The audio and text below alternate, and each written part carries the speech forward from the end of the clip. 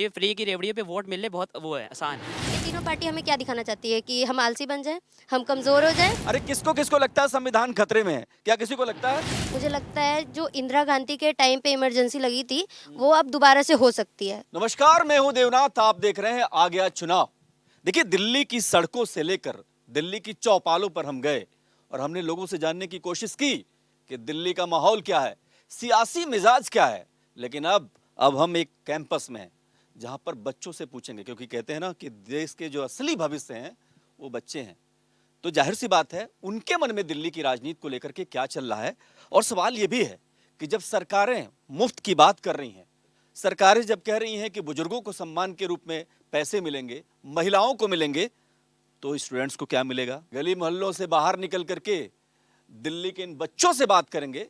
और राजनीति जरा समझिए कि बहुत जरूरी है कि बच्चे क्या सोचते हैं दिल्ली के बारे में, क्योंकि देश की राजधानी दिल्ली है और यहां पर हर तरह के लोग रहते हैं, तमाम सारी समस्याएं भी हैं। लेकिन बच्चों को क्या समस्याएं हैं, बच्चे कैसी दिल्ली देखना चाहते हैं?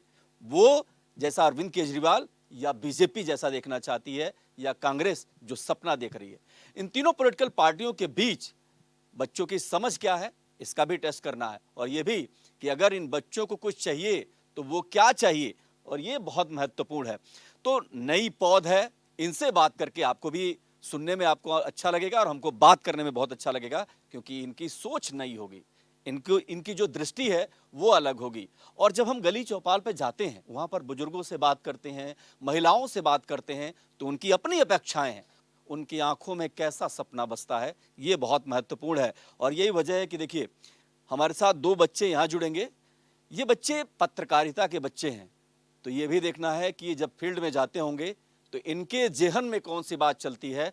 और आज हम इनसे भी बात करेंगे और उन बच्चों से भी बात करेंगे। सबसे पहले जो बातचीत दिल्ली की होनी चाहिए वो होनी चाहिए कि मुफ्त की राजनीति दिल्ली को कहां लेके जा रही है, क्योंकि 21,000 करोड़ से ज्यादा का अगर सारी पॉलिटिकल पार्टियों का मिला दें तो इतना व्यय दिल्ली के बजट पर, दिल्ली के खजाने पर बढ़ेगा। तो जाहिर सी बात है कि क्या जब फ्री की बात होगी तो क्या ये समझने की जरूरत है कि विकास होगा, स्कूल बनेंगे, अस्पताल बनेंगे, और किस तरीके की व्यवस्था होगी, बोझ तो हमेशा वोटर पर पड़ता है। आप ही बताइए, आपका नाम क्या है? कनिका। कनिका, दिल्ली में जो फ्री की राजनीति है, आप भी बाहर जाती होंगी, पूछती होंगी, लोगों से बात करती होंगी, क्या लोग कह रहे हैं? लोग फ्री की रेवड़ियां नहीं चाह रहे हैं, वो ये चाह रहे हैं कि ये पैसे ना देकर बल्कि उनके स्किलिंग के ऊपर काम करा जाए। जैसे मुफ्त की रेवड़ियां बांट रहे हैं 2100 की, 2500 की, तो जनता यही चाह रही है कि आप वुमेन्स को वो पैसे ना देकर उनके स्किलिंग के ऊपर काम करें, जिससे कि वो अपने आप सैलरी वगैरह कमाएं। अच्छा, ठीक है। आप बताइए, आपका नाम क्या है? मेरा नाम सनिधि है और जनता की राय है कि उन्हें रोजगार दिया जाए, उन्हें शिक्षा दी जाए, उन्हें स्वास्थ्य की सुविधाएं मुहैया कराई जाएं। ये फ्री की रेवड़ियों से उनका कुछ नहीं होने वाला। ये पक्का पत्रकार बनेगी, ताली बजाओ इनके लिए, क्योंकि भैया मैंने भी सवाल किया नहीं है और जवाब आ गया। तो क्या मतलब मुफ्त नहीं चाहिए? जनता को मुफ्त नहीं चाहिए, जनता को चाहिए उनके लिए रोजगार, उनके लिए स्वास्थ्य और उनके लिए स्किल्स, उनके लिए पढ़ाई उन्हें चाहिए। फ्री की रेवड़ियां उन्हें नहीं चाहिए, क्योंकि बाकी सारी राज्यों की बात करें वहाँ विकास के नाम पे वोट मांगा जाता है, यहाँ फ्री के रेवड़ियों के नाम पे वोट मांगा जा रहा ये है। बताओ, आप जनता को मुफ्त नहीं चाहिए, आप तो स्टूडेंट है, आपको कुछ चाहिए? मुझे अच्छी एजुकेशन चाहिए, सेफ्टी चाहिए। जब मैं अपने काम से, अपने कॉलेज से घर वापस जा रही होती हूँ, मुझे सेफ्टी चाहिए, क्योंकि आज भी पेरेंट्स उस पेट्रियार्कल सोसाइटी से तो नहीं बोलूँगी, आसपास में हो रही घटनाओं से काफ़ी ज़्यादा प्रभावित हो रहे हैं कि सेफ्टी। सुरक्षा चाहिए, सुरक्षा के लिए ये बहुत महत्वपूर्ण। और कोई भी राजनेता हो, कोई भी पॉलिटिकल पार्टी हो, महिलाओं की सुरक्षा बहुत जरूरी है। और देश की राजधानी दिल्ली ने वो दर्द झेली है, वो त्रासदी हमने देखी है। निर्भया कांड से लेकर तमाम ऐसे हादसे हुए हैं जो किसी भी पेरेंट्स के लिए बहुत मुश्किल में डालने वाले होते हैं। ये बताइए, आपको क्या चाहिए? इस सवाल को मैं दोहराता हूं कि इन्होंने कहा कि महिलाओं की सुरक्षा चाहिए, दिल्ली को मुफ्त चाहिए क्या, और आपको क्या चाहिए? दिल्ली को सर मुफ्त तो कुछ नहीं चाहिए। सबसे पहला प्रश्न तो मेरा गवर्नमेंट से यही होगा, आप जो ये मुफ्त की चीज़ें दे रहे हैं हमें, इतना बजट आखिर आ कहाँ से रहा है? दूसरा, अगर दिल्ली में मुफ्त है तो ठीक है, सुरक्षा की मेन बात आती है महिलाओं को लेकर, जो कि नहीं करी जा रही है। हम आरजीकर हॉस्पिटल का भी देखते हैं, तो वो रेप केस, निर्भया का रेप केस, इसमें आखिर न्याय मिलने में महिलाओं को इतनी देर क्यों लग जाती है? सिर्फ महिलाओं के लिए नहीं, और भी केसेस आते हैं। तो आखिर इतनी देर क्यों लग जाती है? असुरक्षा है यहाँ पे, असुरक्षा की भावना है। असुरक्षा तो सर बहुत ज़्यादा है, क्योंकि हम लोग भी बाहर निकलते तो हमें भी काफ़ी ज़्यादा ईव टीजिंग देखने को मिलती है। तो सुरक्षा एक मेन मुद्दा है जो कि पॉलिटिकल पार्टीज को उठाना चाहिए। ठीक है, इस पे बात करेंगे। और देखिए, अरविंद केजरीवाल भी सवाल उठा रहे हैं कि दिल्ली में महिलाएं सुरक्षित नहीं है। कई बार ऐसा हो रहा है, लेकिन बीजेपी कह रही है, चूंकि देखिए यहाँ दिल्ली पुलिस की बात करेंगे तो केंद्र के अधीन है, तो यहाँ पर भी राजनीति है। लेकिन बात मुफ्त की राजनीति की, यही बच्चों से जानने। कौन बोलेगा कुछ बात? आप बताइए, आपको क्या लगता है कि दिल्ली में जो मुफ्त जितनी भी पॉलिटिकल पार्टियां हैं, सबने कहा है कि हम 2100 देंगे, कोई कह रहा 2500 देंगे, कोई कह रहा कुछ देंगे। ये जो मुफ्त की राजनीति है, आप इस पर क्या सोचती हैं? मुफ्त की राजनीति से ये तो हो रहा है कि अगर डेली बेसिस पे अगर कुछ जैसे हमारे एक्सपेंसिव होते हैं तो बहुत सारी चीज़ें होती हैं, जैसे हमारे बिजली के बिल होते हैं, तो उसने आपने बहुत सारी चीज़ें की हैं वो भी नोटिस नहीं होती कि ये हो जाता है कि नहीं इन लोगों ने ये फ्री चीज़ें करी हैं, बट फ्री से बेनिफिट्स जो होते हैं वो हम नहीं देखते क्योंकि हमें बुराइयां देखनी होती हैं। बेनिफिट हुई है क्या? ताली बजाइए भाई, ताली बजाइए। अच्छा ये बताइए, खैर बुराइयां देखते हैं, हमारी नज़र ऐसी होगी कि हम बुराइयां देखते हैं, इसमें अच्छाई है। ठीक है, तो आप ये बताइए कि 200 यूनिट बिजली दिल्ली में बताया जाता है कि फ्री है, लेकिन 201 जैसे होती है वो फ्री खत्म हो जाता है, तो फिर तो फ्री कहाँ रहा? जो अरे जैसे कुछ होते हैं कि लोग होते हैं जो बहुत ज़्यादा पुअर पीपल होते हैं, वो नहीं कर पाते, तो उनके लिए 200 यूनिट्स। अब किन्हीं के घर में एसी नहीं है, सपोज कुछ नहीं है, तो उन लोगों के लिए तो 200 यूनिट्स ही बहुत हैं। और जरूरतमंदों को अगर मिल जाए तो दिक्कत क्या है? ये सवाल भी बहुत महत्वपूर्ण है। ऐसे में ये समझना पड़ेगा कि जरूरतमंदों को मिल रहा है या नहीं मिल रहा है, क्योंकि कई किराएदार ऐसे भी हैं जो हम लोग बात कर रहे हैं, वो कहते हैं कि नहीं मिल रहा है, केवल मकान मालिकों को मिल रहा है। ये तमाम सारी चीजें हैं। आप बताइए, खड़े हो जाइए। फ्री मिलना चाहिए। जो लोग अफोर्ड नहीं कर पाते उनके लिए फ्री ये मतलब बहुत अच्छी चीज़ है, तो उनकी बहुत हेल्प हो जाएगी इनसे। हो जाएगी। अच्छा, कौन कौन से, आप एक युवा हैं, आप ये बताइए, आप लोगों ने कभी महसूस किया कि दिल्ली में तस्वीर बदलनी चाहिए, तो उसमें आप लोग सोचते हो दिल्ली में क्या ऐसा नहीं है जो अब हो जाना चाहिए? आपके अंदर कुछ ऐसा है कि आप बताएं कि दिल्ली में ऐसा माहौल होना चाहिए? सेफ्टी जो इन्होंने बोला वो तो मेन ही है, बाकी और भी चीज़ें हैं, डेवलपमेंट है, अच्छी एजुकेशन है, कुछ स्कूल्स में एजुकेशन भी फ्री करी गई है, तो वो अच्छी चीज़ है। अच्छी एजुकेशन है, ताली बजाइए अच्छी एजुकेशन के नाम पे। अच्छा, कुछ और लोगों से बात करेंगे। ये बताइए, क्या नाम है आपका? दिशा। तीसा। हाँ जी। तीसा, आप क्या मानते हो कि दिल्ली में सब कुछ ठीक ठाक है या कुछ और होना चाहिए? हम देख रहे हैं जो रोड्स हैं वो बहुत ज़्यादा ख़राब हैं, और यमुना जैसे हम बोलते हैं उसका पानी बहुत ज़्यादा गंदा हो रहा है। यमुना गंदी हो गई है। देखिए, इस बात पे बहुत दिल्ली में घमासान है। भारतीय जनता पार्टी के केंद्र में यानी विरोध के स्वर में ये जरूर कहा जाता है कि यमुना मैली है, और इस बच्ची ने सवाल उठाया है कि यमुना मैली है। और अरविंद केजरीवाल ने तो साफ कहा था कि अगर मैं यमुना को साफ नहीं कर पाया तो वोट नहीं मांगूंगा। ऐसे में कुछ और लोगों से बात करते हैं। आप बताइए, क्या नाम है आपका? आदर्श। आदर्श व्यवस्था है दिल्ली में? कुछ सेक्टर्स में नहीं है, लेकिन जैसे एजुकेशन हो गया, एजुकेशन में तो काफ़ी चेंजेस हैं, लेकिन पॉल्यूशन और आप काफ़ी चीज़ें ले लो, जैसे ट्रांसपेरेंसी भी नहीं है काफ़ी। जैसे कोई भी स्कीम आएगी या कुछ आएगा तो उसमें ट्रांसपेरेंसी के लिए थोड़ा रहता है कि ट्रांसपेरेंसी नहीं दिखा पाते काफ़ी। पॉल्यूशन भी आ गया। इनके मुंह से पॉल्यूशन पे बात करें। दिल्ली में भी जो फिजाएं हैं वो कैसी हैं? आप बताइए, दिल्ली में हवा कैसी है? जहरीली है या साफ सुथरी है? जहरीली है, फैक्ट्रीज की वजह से बहुत ज़्यादा पॉल्यूशन होने लगा है अब। तो आपको लगता है कि कोई इशू है, लोग इस पर ध्यान देते हैं? लोग ध्यान देने की जगह फैक्ट्रीज और बढ़ाई जा रहे हैं। जहाँ पर कुछ हम स्कूल्स वगैरह खड़े कर सकते हैं वहाँ फैक्ट्रीज ज़्यादा बढ़ रही है, तो उस वजह से पॉल्यूशन बहुत ज़्यादा हो रहा है। साफ हवा चाहिए कि नहीं चाहिए? वो तो चाहिए, तो उस पर थोड़ा ध्यान देना चाहिए। देखिए, एक बात ये निकल के आई है कि साफ हवा भी चाहिए। कुछ और लोगों से बात करते हैं। आपका नाम क्या है? आयुषी। आयुषी, आपको भी लगता है कि दिल्ली में साफ हवा जरूरी है? इतना प्रदूषण हो गया है। हाँ, साफ हवा तो होनी ही चाहिए क्योंकि फैक्ट्रीज खुलती जा रही हैं एंड बहुत ज़्यादा ही पॉल्यूशन बढ़ता जा रहा है, जिसकी वजह से नई नई बीमारियां भी होती जा रही हैं, लोगों को सांस लेने में दिक्कत होती है बहुत ज़्यादा। तो साफ भी हवा होनी चाहिए। क्या करती हैं आप? मैं बीजेएमसी कर रही हैं। ठीक है, इनके लिए ताली बजाओ। बिल्कुल सही बात है। एक और खास बात है, प्रदूषण को लेकर के दिल्ली की बात करें तो पूरे समय अगर आप कहें तो जिस समय हम यहाँ बात कर रहे हैं, इसके अंदर तो नहीं लेकिन बाहर जो हवा है वो फिजाओं में जहर घुला हुआ है, और ये जहर कहीं ना कहीं हम सबको बीमारियां फैला रहा है। स्वास्थ्य को लेकर के कुछ काम हुआ क्या? और एक और बात जो सवाल उठा है महिलाओं की सुरक्षा को लेकर के, उस पर, लेकिन ये सारे मुद्दे क्या चुनाव जिताने वाले हैं? ये बहुत महत्वपूर्ण है। कुछ और लोगों से बात करते हैं। क्या नाम है आपका? मनसिफत नाम है जी, बीसीए कर रहा हूँ। मेरे हिसाब से फ्री की रेवड़ियाँ से बहुत पार्टीज वोट ले रही हैं, चाहे 2100 हो, 2300 हो, 2500। हम तीनों पार्टी अपने 2100 के नाम से 200 यूनिट अगर बिजली फ्री दे रही है, वो बहुत अच्छा है। उस पर सरकार को एक, क्योंकि छोटे परिवार से ज़्यादा लोग आएंगे वोट देने, जबकि बड़े परिवार से कम आएंगे, क्योंकि वो सोचते हैं कि छुट्टी का दिन है। अगर वो 200 यूनिट अगर उससे ऊपर जाता है तो रिबेट भी मिलती है, 200 से ऊपर 300 तक। अगर 500 रुपये तक का भी बिल आ रहा है तो किसी नॉर्मल बंदा भर सकता है। अगर एसी चला रहा है तो ही 300 तक आएगा। जो गरीब इंसान है उसको लग्जरी गुड्स की जरूरत नहीं है, उसका बिजली 200 से कम ही आएगा। तो वो इस बात पे किसी की भी जो भी सरकार रिबेट देगी, पैसे देगी, उसको वोट देगा। तो ये फ्री की रेवड़ियों पे वोट मिलने बहुत वो है, आसान है। आसान है। हाँ जी। ताली बजाइए, बहुत क्लियर है, बहुत अच्छी बात है। और देखिए, इसीलिए हम बात कर रहे हैं, बात बच्चों से इसलिए कर रहे हैं क्योंकि अपने दिल की बात, सीधी बात। ये बताइए, उन्होंने कहा कि जरूरतमंदों को अगर बिजली मिलती है तो दिक्कत क्या है? ये तो अच्छी बात है, क्योंकि जो पैसे नहीं कमा रहा है, जिसके घर में आमदनी कम है, अगर उसके घर की बिजली माफ हो जाती है तो इसमें दिक्कत क्या है? सर दिक्कत कुछ नहीं है, लेकिन बहुतों से हमें ये भी सुनने को मिला है कि अगर वो 200 यूनिट की बिजली फ्री उनको तब तक मिलती है, अगर उनसे 1 यूनिट या 2 यूनिट भी ज़्यादा हो जाता है तो जो पिछली की 200 यूनिट उनकी बाकी है वो उसमें ऐड ऑन करके लोगों को भरना पड़ता है।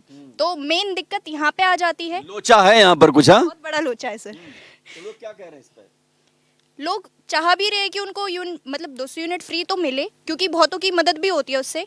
लेकिन जो कुछ किराएदार हैं, उनके मकान मालिक एक फिक्स करके रखते हैं यूनिट का पैसा, तो वो उनको भरना ही पड़ता है, चाहे उनका बिल आए या ना आए। यही बात। ये बताओ आप, बिजली का बिल इतना बड़ा मुद्दा है, इतना बड़ा इशू है कि लोग वोट करेंगे? मुझे नहीं लगता कि बिजली की एक मुद्दे पर वोट डालना सही होगा एक समझदार और जागरूक नागरिक के हिसाब से, क्योंकि जैसा कि कनिका ने कहा कि पिछली यूनिट्स की बिजलियां और एड ऑन्स कर दी जाती हैं जो एक आधी यूनिट अगर ज़्यादा हुई तो। क्योंकि मैं खुद एक रेंटेड अपार्टमेंट में रहती हूँ, मुझे पता है कि जो 200 यूनिट हमें फ्री मिलता है, अगर थोड़ी सी भी ज़्यादा हो गई, ठंडी है, गर्मी है, थोड़ी सी भी ज़्यादा हो जाती है तो हमारे लैंडलॉर्ड साहब उसमें ऐड ऑन कर देते हैं। तो इस मुद्दे पर अगर मैं वोट डालने जा रही हूँ तो मैं इस मुद्दे पर तो वोट नहीं डालूंगी।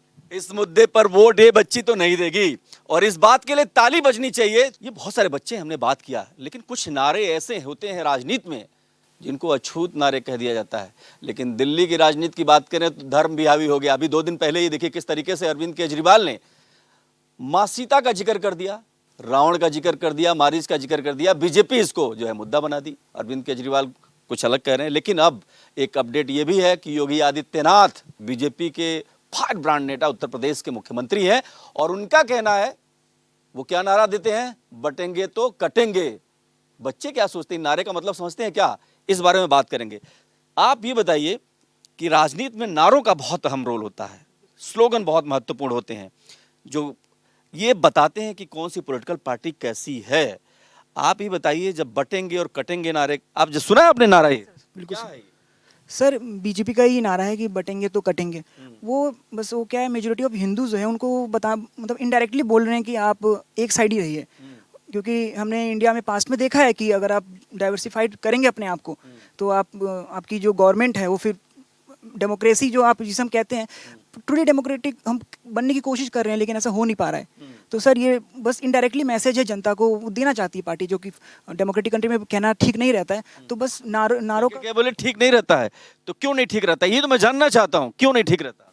सर इलेक्शन कमीशन भी है तो वो संज्ञान ले सकता है। इसलिए सर पॉलिटिकल पार्टी नारे तो देती है, हर पार्टियां कर रही हैं। तो सर बीजेपी भी इनडायरेक्टली अपने वोटर को मैसेज दे रही है कि आप क्या कर रही है, ठीक कर रही है, बुरा कर रही है, क्या कर रही है? आपको क्या, आपकी सोच क्या है? सर मेरा मानना है बचना चाहिए सब चीज़ों से। बचना चाहिए, बचना चाहिए। ताली बजाओ भाई, बचना चाहिए।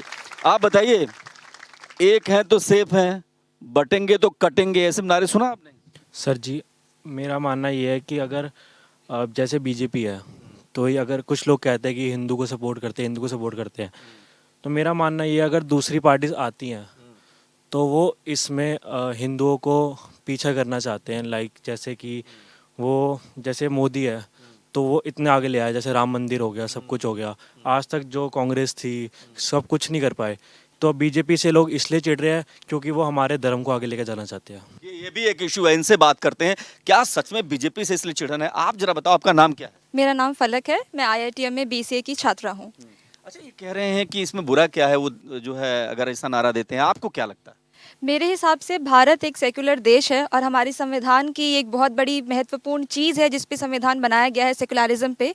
तो इतने बड़े देश में जहाँ अलग अलग धर्म के लोग रहते हैं और ख़ासकर दिल्ली में जहाँ हर एक क्षेत्र से लोग रिप्रेजेंट करने के लिए रहते हैं, पढ़ते हैं, काम करते हैं, तो ऐसी जगहों पे सरकार को या किसी भी पॉलिटिकल पार्टी को धर्म को लेकर एक मुद्दा नहीं बनाना चाहिए पॉलिटिक्स के लिए या वोट पाने के लिए। उन्हें सच्चे काम पे, एजुकेशन पे काम कर कर, सेफ्टी पे काम कर कर इन सब चीज़ों के बारे में काम करना चाहिए। क्लैपिंग होनी चाहिए इस बात पे कि धर्म इशू नहीं है, लेकिन इस देश का दुर्भाग्य है कि धर्म बड़ा इशू रहा। हमेशा से इस पर राजनीति होती रही है।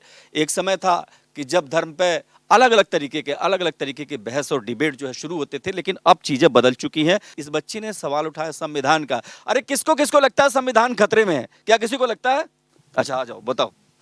सर, मेरा नाम लताशा है, मैं IITM और मेरा कोर्स BGMC है। मुझे ऐसा लगता है कि हाँ, संविधान अब खतरे में प्रॉपर पूरी तरीके से आ चुका है। मुझे लगता है जो इंदिरा गांधी के टाइम पे इमरजेंसी लगी थी वो अब दोबारा से हो सकती है। हाँ, मुझे ऐसा लगता है। क्योंकि ऐसा खतरा क्यों महसूस हो रहा है सर? क्योंकि वो चीज़ें रिपीट होती हुई नज़र आ रही है मुझे। आ रही है, बताओ। सर, पहले इंदिरा गांधी के टाइम पे गरीब गरीब करके लूट लिया, हाँ, और अब धर्म धर्म करके लूट लेंगे हमें, अच्छी तरीके से लूट लेंगे ये लोग हमें। कौन लोग हैं ये लोग?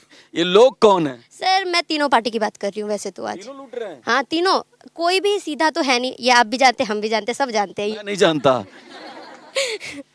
सर, मुझे तो लगता है कि तीनों ही ये कर रहे हैं। अभी जैसे कि पैसों की बात हो रही थी, ये तीनों पार्टी हमें क्या दिखाना चाहती है कि हम आलसी बन जाएं, हम कमजोर हो जाएं। इस बात पे क्या नाम है आपका? चाहत, मैं IITM कॉलेज की छात्रा हूँ। संविधान खतरे में है तो नहीं मेरे हिसाब से, बट हो सकता है। जिस तरह पॉलिटिकल पार्टीज़ मतलब धर्म के नाम पे, सेक्युलर कंट्री है हमारी, डेमोक्रेटिक है, उन लोगों को सिर्फ मतलब पैसों के ऊपर ना देख के हमारी मतलब स्किल्स, हमें मतलब ऐसी एजुकेशन देनी चाहिए कि हम लोगों के स्किल्स अच्छे हों। एंड हम लेज़ी, जैसे उन्होंने बोला कि ये बात सच है, अगर वो हमें ऐसे मुफ्त के पैसे देते रहेंगे तो हर कोई घर बैठा रहेगा, कुछ काम नहीं करेगा। फिर मुफ्त की राजनीति इतनी जटिल है कि हर कोई कहीं न कहीं से आ जाता है। आप बताओ जी। दिल्ली में कोई भी डेवलपमेंट तो है नहीं। अगर हम रोड देखें तो रोड में गड्ढे हैं, उनमें कोई काम करना नहीं चाहता। बट ये लोग सिर्फ पैसे देते हैं, तो उन पैसों से हम क्या करें जब रोड ही साफ नहीं है, तो फिर उनका कोई फायदा नहीं। सड़क जरूरी है, विकास डेवलपमेंट जरूरी है। क्या नाम है आपका? सर, मेरा नाम गर्व है। तो सर, जैसे अभी फ्री की बात चल रही है, तो जो हमारा एजुकेशन फंड है या हेल्थ फंड है सर, उससे ज़्यादा ये फ्रीबीज के फंड होते जा रहे हैं। तो ये चीज़ सर, ये कहाँ से पैसा आएगा? सवाल तो यही बात है ना कि ये पैसा आएगा कहाँ से? ये जो बोझ पड़ेगा दिल्ली के खजाने पर, वो कहाँ से लाएगा? जो बिजली पानी मुफ्त की बात हो रही है, आपको लगता है कि दिल्ली में ऐसी व्यवस्था है कि बच्चों के लिए बहुत अच्छी सुविधा है, स्टूडेंट्स के लिए बहुत अच्छी सुविधा है, या कुछ और होने की ज़रूरत है? सर, एजुकेशन और सेफ्टी पहले तो इम्पॉर्टेंट है सबके लिए। और जैसे कि आप कह रहे हो कि बिजली पानी, ये भी इम्पॉर्टेंट है, लेकिन हम देख रहे हैं कि जगह जगह गड्ढे भरे पड़े हैं, रोडें ख़राब हैं। तो मुझे लगता है इन पर भी ध्यान देना चाहिए, क्योंकि हमारे यहाँ पे भी कल परसों लोग आए थे वोट के लिए, तो मेरे जो डैडी है उन्होंने कहा था अगर वोट चाहिए तो पहले ठीक करवाओ, तभी ये तो पहले ठीक कराओ भाई, ये बहुत ज़रूरी है। देखिए, इस बार हमने कहा नहीं, लेकिन ताली बज गई है बच्चे के सवाल से। आप बताइए, आप कुछ कहेंगे? सर, मैं ये कहना चाहूँगा कि सर, हम मुफ्त की राजनीति की बात ही क्यों करते हैं? क्या हम लोगों को सशक्त नहीं कर सकते कि वो खुद इतने केपेबल हो जाए कि वो खुद अर्न करे? सर, जहाँ तक बात रही मुफ्त की रेवड़ियों की, सर मिडिल क्लास को इतना टैक्स किया जाता है, और वो जो टैक्स है उसमें से फ्री की वो दी जाती है रेवड़ी। सर, जहाँ तक बात रही, अभी पिछले साल ही रिपोर्ट आई थी कि दिल्ली का जो रेवेन्यू डेफिसिट है वो बढ़ गया है, और सर वो अगर बढ़ जाएगा तो सर दिल्ली गवर्नमेंट को सेंट्रल गवर्नमेंट से फंड्स मांगने पड़ेंगे। बहुत अच्छी जानकारी है, ताली बजानी चाहिए। हाँ जी। सर, तो उसकी वजह से सर, अभी जैसे केरला भी आई थी न्यूज़ में, सर ऐसी अगर हर स्टेट ऐसे ही होने लग गई तो सर हमारा देश आगे नहीं जाएगा। तो ठीक है। सर सिर्फ दिल्ली की नहीं है, बात ये देश की है। क्योंकि अगर दिल्ली में आप फ्रीबीज के दम पे आ गए सरकार में, तो सर ऐसे ही हर स्टेट में हर पार्टी ही रेवड़ियाँ बांटनी शुरू कर देगी और फिर हमारा देश पाकिस्तान बन जाएगा। ये बहुत महत्वपूर्ण है, ये बहुत महत्वपूर्ण है इसलिए क्योंकि दिल्ली एग्जाम्पल सेट कर देगी। क्योंकि जिस तरीके से आप देखिए कि दिल्ली में तमाम पॉलिटिकल पार्टियां, कोई भी पॉलिटिकल पार्टी ऐसी नहीं है जिसको अपने काम पर, अपने एजेंडे पर और अपने विचारधारा पर यकीन हो। उसको सिर्फ और सिर्फ इस बात पर यकीन है कि वो कितना मुफ्त दे सकती है। और जब दिल्ली की बात करती है, जैसे कि उन्होंने बताया कि जब दिल्ली की बात कर रहे हैं हम, तो दिल्ली से तो एग्जाम्पल सेट होता है। बाकी राज्यों में क्या होगा और किस तरीके की रेवड़ी बांट रहे हैं हम, क्या हमारा कोई ईमान धर्म है? और उन्होंने कहा कि जिस तरीके से जो हमारे श्रीलंका है और जो है पाकिस्तान है, जहां पर आर्थिक तबाही इस कदर है कि लोग आटे के लिए परेशान हो जाते हैं, रोटी रोटी के लिए मोहताज हो जाते हैं। लेकिन भारत तो चढ़ती हुई अर्थव्यवस्था है, दुनिया भर में भारत का नाम है। लेकिन क्या ये एक ऐसी चीज़ है जिसकी चिंता हर कोई कर रहा है, जिसको लेकर के हर कोई परेशान है कि मुफ्त की राजनीति बंद होनी चाहिए? लेकिन सवाल इस बात का है कि बंद कैसे होगी? इन बच्चों को चाहिए अच्छी सड़कें, सुरक्षा चाहिए, बहुत महत्वपूर्ण है दिल्ली में। तो सबके लिए सवाल है, संविधान खतरे में भी है और नहीं भी है। तो जाहिर सी बात है कि जब हम यहाँ से जा रहे हैं तो इन बच्चों की राय बहुत महत्वपूर्ण है। और आखिरी में ये बात इसलिए भी कहूँगा कि चूंकि यहाँ पर कोई राजनीतिक छाया नहीं है, कोई किसी राजनीतिक दल का नहीं है, तो ये जो सोच है ये बहुत महत्वपूर्ण है। उम्मीद है कि पॉलिटिशियन इसको सुनेंगे और अपने एजेंडे में, अपने जो संकल्प पत्र कहिए, घोषणा पत्र कहेंगे, उसमें सुधार लाएंगे, क्योंकि फ्री की राजनीति शायद ही पसंद आए। कैमरा पर्सन आलोक के साथ मैं देवनाथ, भारत एक्सप्रेस।